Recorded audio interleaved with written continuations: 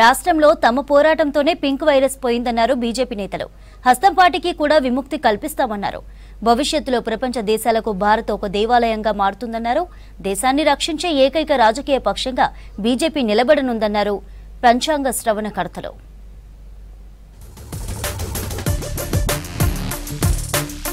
హిందువుల ప్రతి పండుగలో సందేశంతో పాటు సైన్స్ ఉంటుందన్నారు కేంద్ర మంత్రి కిషన్ రెడ్డి. కొత్త ఏడాదిలో దేశం మరింత సస్యశ్యామలం కావాలన్నారు. రాష్ట్రంలో బూత్, మండల, జిల్లా కమిటీలు ఏర్పాటు చేశామన్నారు. త్వరలోనే రాష్ట్ర కమిటీ, జాతీయ కమిటీలు ఏర్పాటవుతాయన్నారు. ప్రతి ఒక్కరూ దేశ అభివృద్ధి కోసం పనిచేయాలన్నారు. బీజేపీ స్టేట్ ఆఫీసులో విశ్వ వసు సంవత్సర వేడుకల్లో పాల్గొన్నారు కిషన్ రెడ్డి. మన హిందువుల పండుగల్లో ప్రతి పండుగలో కూడా ఒక సందేశం ఉంటుంది. ప్రతి పండుగలో కూడా సైన్స్ ఉంటుంది.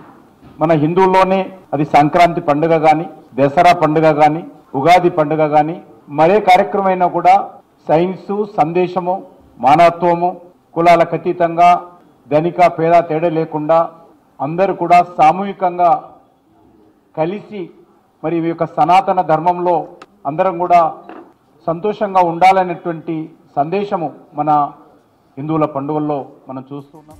రాష్ట్రంలోని కాంగ్రెస్ నేతలకు కరప్షన్ వైరస్ సోకిందన్నారు కేంద్ర మంత్రి బండి సంజయ్. ఏ శాఖలో చూసినా అవినీతి రాజ్యమేలుతోందన్నారు.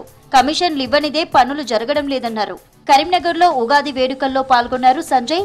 బీజేపీ పోరాటాలతోనే పింక్ వైరస్ పోయిందని, ఇప్పుడు కాంగ్రెస్ నుంచి విముక్తి కల్పిస్తామన్నారు.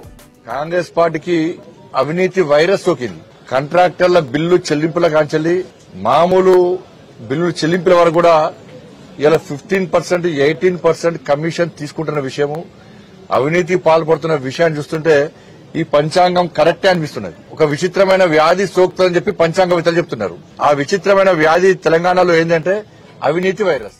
ఆదిలాబాద్ కు నీళ్లు రాకుండా నిర్మల్లో అడ్డుకుంటున్నారన్నారు బీజేపీ ఎమ్మెల్యే పాయల్ శంకర్. దీనిపై హైకోర్టులో కేసు వేస్తానన్నారు. 30 ఏళ్లలో ఎన్నడూ లేని విధంగా ల్యాండసాంగి వాగు ఎండిపోయిందన్నారు.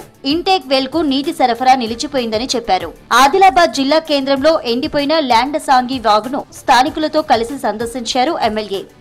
మార్చి, ఏప్రిల్ మొదటి వారంలో ఈ రకంగా నీటి ఎద్దడి వస్తుందని ఎప్పుడు కూడా ఊహించలేదు. అది ఆదిలాబాద్కు విపరీతమైనటువంటి వర్షాపాతం ఉన్నటువంటి ఆదిలాబాద్లోనే ఈ పరిస్థితి ఉందంటే ఇక రాష్ట్రం మొత్తం మీద ఏ రకమైనటువంటి పరిస్థితి ఉందో మనం అర్థం చేసుకోవచ్చు. ఇప్పటికే దాదాపు భూగర్భ జలాలన్నీ కూడా అడగంటిపోయినాయి. బోర్లలో కూడా వాటర్ లేనటువంటి పరిస్థితి కనిపిస్తూ ఉన్నది. అనేక గ్రామాల నుంచి ఇప్పటికే ఫోన్లు వస్తూ ఉన్నాయి. ప్రత్యేకంగా ఆదిలాబాద్ పట్టణంలో, ఆదిలాబాద్ పట్టణానికి జీవధార అయినటువంటి ఈ లాండసంగి, ఈ వాగు మొత్తం కూడా ఎండిపోవడం, ఈ వాగు ఎండిపోవడాన్ని చూస్తే మరి ఎంత పరిస్థితి ఘోరంగా ఉంటుందో కొంత ఇప్పటికే భయం వేస్తా ఉన్నది. హైదరాబాద్ లోని బీజేపీ రాష్ట్ర కార్యాలయంలో సూర్యనారాయణమూర్తి సిద్ధాంతి పంచాంగ శ్రవణం వినిపించారు. దేశాన్ని రక్షించే రాజకీయ పక్షంగా బీజేపీ ముందుకెళ్తోందన్నారు. ప్రపంచానికి దిశానిర్దేశం చేసే శక్తి భారత్ కే ఉందన్నారు. ఈ ఏడాది మహిళలకు బీజేపీ పెద్దపీట వేస్తుందన్నారు. ప్రపంచ దేశాలకు భారతదేశం దేవాలయంగా మారుతుందని పంచాంగం వినిపించారు సిద్ధాంతి.